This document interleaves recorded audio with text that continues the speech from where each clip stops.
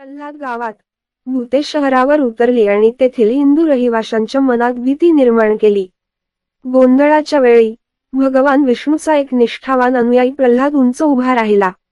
राक्षसांच्या भयंकर गर्जनेने न घाबरता त्याने डोळे बंद केले आणि विष्णूच्या दैवी ऊर्जेवर लक्ष केंद्रित केले. जेव्हा त्याने प्रभूच्या नावाचा जप केला तेव्हा एका तेजस्वी प्रकाशाने त्याला वेढले आणि त्याला अटल धैर्य आणि सामर्थ्य प्राप्त झाले.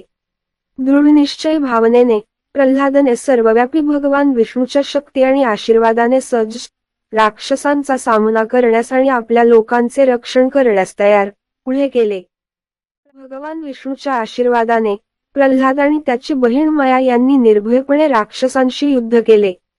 मायाने आपल्या दैवी नृत्य कौशल्याने राक्षसांना मंत्रमुग्ध केले, तर प्रल्हादने आपल्या अखंड भक्तीने आपल्या शक्तिशाली तलवारीने त्यांचा नाश केला.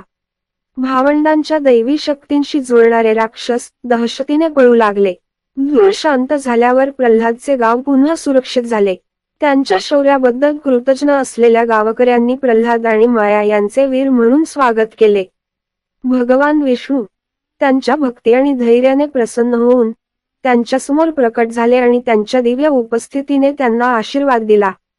प्रल्हाद आणि माया यांची नावे श्रद्धेची आणि पराक्रमाची चमकदार उदाहरणे म्हणून इतिहासाच्या इतिहासात कोरली जातील असे परमेश्वराने घोषित केले. आणि म्हणून प्रल्हाद आणि माया यांच्या वाईटावर विजयाची कथा पिढ्यानपिढ्या पुढे गेली, ज्याने इतर असंख्य लोकांना त्यांच्या पावलावर पाऊल ठेवण्यास आणि सर्वव्यापी भगवान विष्णूचे आशीर्वाद मिळविण्याची प्रेरणा दिली. भगवान विष्णू सर्वशक्तिमान प्रल्हादकडे अभिमानाने पाहत होते, जो त्याचा सर्वात मोठा भक्त होता.